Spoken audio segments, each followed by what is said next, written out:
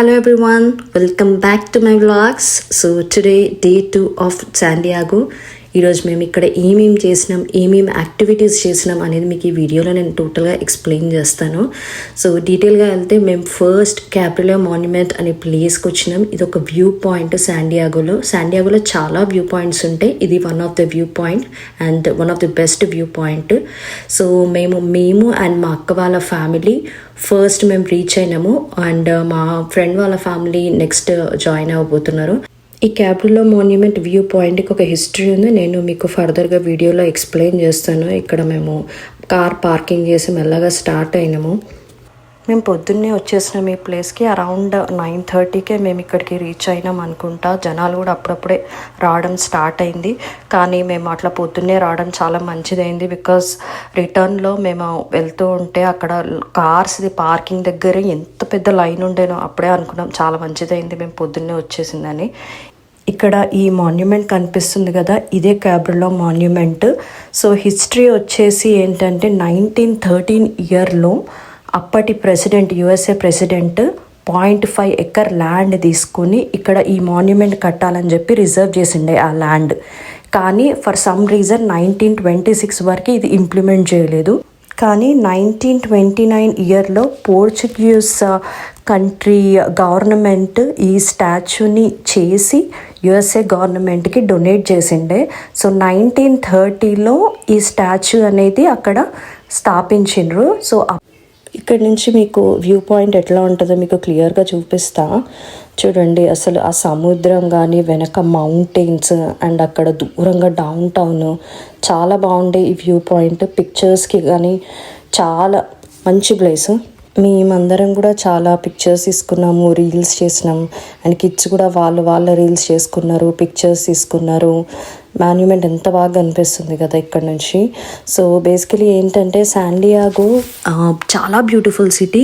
ఇక్కడ చాలామంది San Diego retirement place కింద కూడా కన్సిడర్ చేస్తారంట. ఎందుకంటే ఒకటే ప్లేస్లో ఓషన్, మౌంటైన్స్, చాలా సీనిక్ ప్లేసెస్ ఉన్నది. సో ఓల్డ్ ఏజ్ వాళ్ళకి బెస్ట్ ప్లేస్ టు రిటైర్, ఇక్కడ రిలాక్స్ అవ్వచ్చు. చూడండి, ఇక్కడ కిడ్స్ వాళ్ళు రీల్స్కి ప్రాక్టీస్ చేస్తున్నారు. మా పుట్టిది కూడా ఏమో చూస్తుంది, దానికి ఏం అర్థమైతే లేదు కానీ ఏదో చూస్తుంది. ఐ థింక్ వాళ్ళు జాయిన్ చేసుకుందాం అనుకున్నారు, బట్ దానికి ఇంట్రెస్ట్ లేదు, అది దిగిపోయింది. తర్వాత మీరే చేస్తారా, నేను కూడా చేస్తా రీల్ అని చెప్పి ఏదో జంపింగ్ రీల్ అయితే చేసింది. అదైతే ఎంజాయ్ చేసింది బాగానే.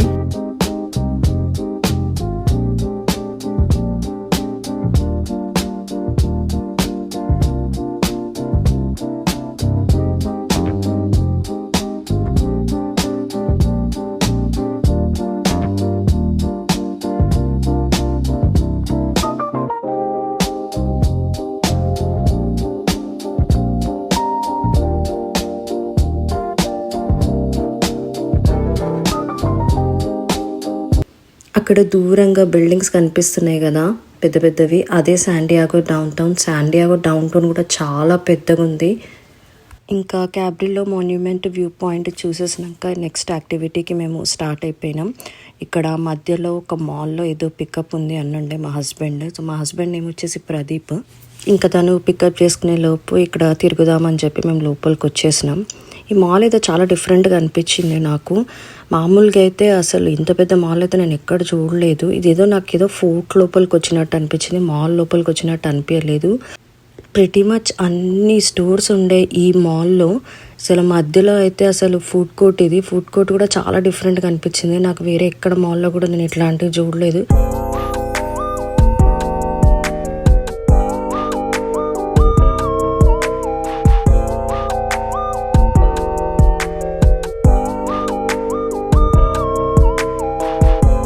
మొత్తానికి పికప్ అయిపోయింది అండ్ అక్కడి నుంచి కూడా స్టార్ట్ అయినాము. అక్కడి నుంచి వెళ్తూ ఉంటే ఇది వన్ ఆఫ్ ద వ్యూ కార్లోంచి. ఇక్కడ ఎక్కడ పోయినా కూడా ఒక కొండ ఎక్కాలి, ఇంకో కొండ దిగాలి. మోషన్ సిక్నెస్ ఉన్న వాళ్ళకైతే చుక్కలే, కానీ డైలీ మా ఇంట్లో అయితే నాకు, నా 2 కూతుళ్ళకి, ముగ్గురికి మోషన్ సిక్నెస్ ఉంది. డైలీ మార్నింగ్ మెడికేషన్ వేసుకోవాలి, స్టార్ట్ అవ్వాలి.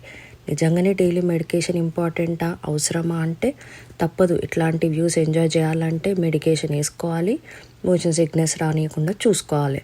సో అక్కడ నుంచి కూడా మేము అందరం స్టార్ట్ అయిపోయినాం. నెక్స్ట్ వచ్చేసి ఇక్కడ ఇంకో వ్యూ పాయింట్, అది కూడా ఓషన్ దగ్గరనే. 3 కార్లకు కూడా పార్కింగ్ దొరికేసింది. పార్కింగ్ చేసినాము అండ్ దెన్ స్టార్ట్ అయిపోయినాము. ఇది స్టార్టింగ్ పాయింట్.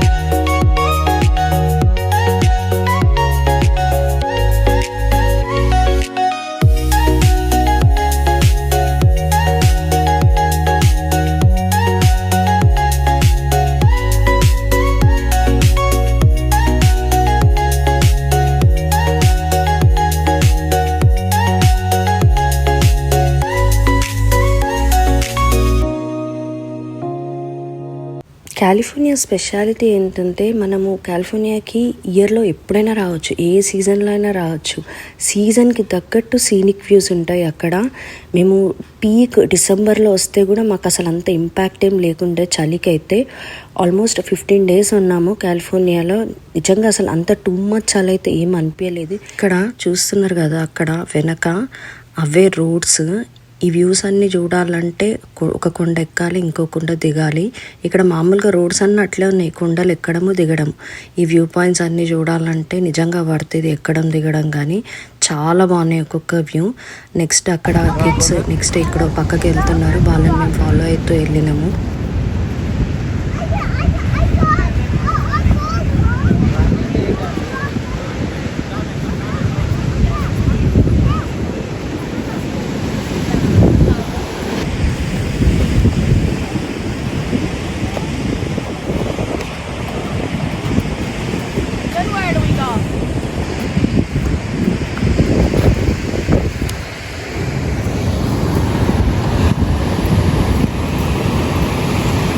నిజంగా ఈ కిడ్స్కి ఫొటోస్ కానీ వీడియోస్ కానీ తీయాలంటే మామూలు కష్టాలు కాదు.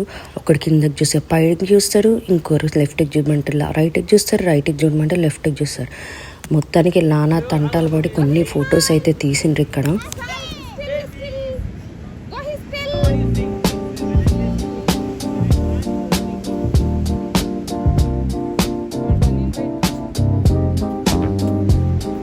ఈ వ్యూ పాయింట్ కూడా కవర్ చేయడం అయిపోయింది. నెక్స్ట్ డిస్కషన్ స్టార్ట్ అయింది ఎక్కడికి వెళ్దాము అని చెప్పేసి.